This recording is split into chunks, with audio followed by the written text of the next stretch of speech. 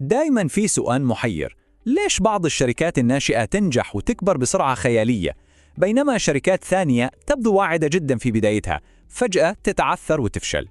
هذا هو اللغز اللي راح نفككه اليوم عشان نكتشف سوا إيش هو السر الصغير اللي يفرق بين النجاح الساحق والفشل الذريع. طيب خلونا ندخل في القصة على طول. تخيلوا معي شركتين طموحين جدا واقفين جنب بعض عند خط البداية. لو نطالع فيهم من بعيد بنحس إنهم نسخة طبق الأصل من بعض.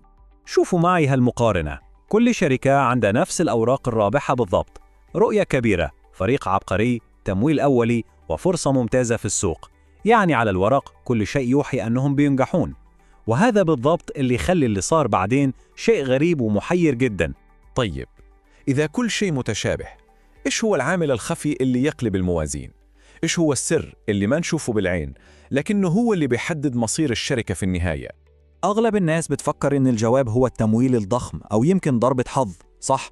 بس الحقيقة أعمق بكثير. السر ما هو شيء خارجي أبداً، هو قرار بسيط وجوهري يتم اتخاذه من أول يوم في عمر الشركة. ومن هنا تبدأ القصة تاخد منحنى تاني.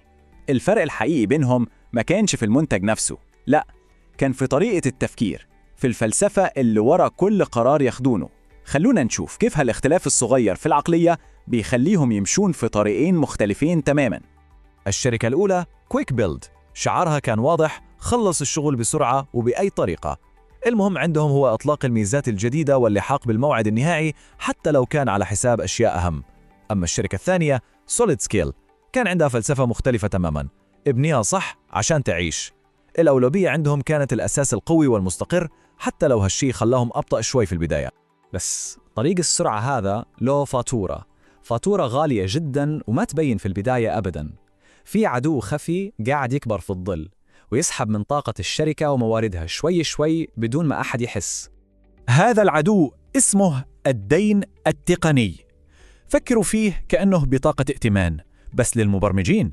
كل حل سريع، كل مشي حالك هو كأنك تسحب من هالبطاقة. والمشكلة إن الديون هذه تتراكم ومعها الفوائد، ومع الوقت كل خطوة جديدة تصير أصعب وأغلى من اللي قبلها. وهنا تبدأ المشاكل الحقيقية تطلع على السطح. فجأة شركة كويك بيلد تلاقي نفسها تحتاج شهوراً عشان تسوي ميزة المفروض تأخذ أسبوع، وكلما يصلحون مشكلة تطلع مشكلتين بدالها. النظام كله يصير هش، ينهار بسهولة. هذا هو الدين التقني، وهو يقتل الشركة على البطيء. وهنا بالضبط نوصل لنقطة التحول الكبيرة، اللحظة اللي كل الصبر والاستثمار اللي حطته شركة سوليد سكيل في الأساس الصح يبدأ يجيب نتيجته. وهنا السباق كله يتغير. شوفوا كيف المعادلة انقلبت 180 درجة. كويك بيلد اللي كانت طايرة في البداية فجأة صارت بطيئة جدا، تغرق في ديونها التقنية. بالمقابل سوليد سكيل اللي كانت تبدو بطيئة، سرعتها الآن قاعدة تزيد بشكل جنوني، لأن الأساس القوي اللي بنوه يقدر يستوعب أي نمو بسهولة. الدرس واضح جدا، السرعة في البداية ممكن تكون مجرد خدعة. يعني الخلاصة هي هذه: القيمة الحقيقية ما هي بعدد الميزات اللي تطلقها بسرعة، لا، القيمة الحقيقية هي في قوة الأساس اللي تبني عليه كل شيء. هذا الأساس القوي هو المحرك الحقيقي للنمو، مو بس الشكل الخارجي الحلو. طيب، ممتاز. السؤال الحين: كيف نبني هذا الأساس القوي؟ إيش هي طريقة التفكير اللي خلت الشركة الناجحة توصل للقمة؟ خلونا نشوف الطريقة اللي تضمن أن التكنولوجيا تخدم البزنس على المدى الطويل، مو العكس. الطريقة الفائزة هذه عبارة عن 3 خطوات، تبان بسيطة بس هي عميقة جدا. أول شيء، وقبل ما ينكتب أي كود، لازم نفهم أهداف البزنس بالضبط. ثانياً، لازم نبني أنظمة مرنة تقدر تكبر وتتطور مع الشركة، مو أنظمة صلبة تتكسر مع أول تغيير. والخطوة الأخيرة والأهم، لازم نفكر دائماً بالمستقبل، يعني نصمم بنية تحتية تقدر تشيل نمو أكبر ب10 مرات من الحجم الحالي. هالجملة تختصر كل القصة. هذه هي عقلية التفكير للمستقبل.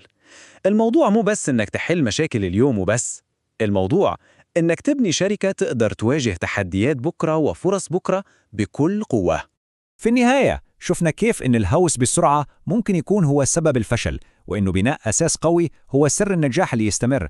والحين يبقى السؤال الأهم اللي لازم كل واحد فينا يسأله لنفسه، سواء كان عنده شركة أو حتى مشروع صغير: هل الأساس اللي قاعدين نبنيه اليوم فعلا قوي كفاية عشان يشيل طموحاتنا الكبيرة لبكرة؟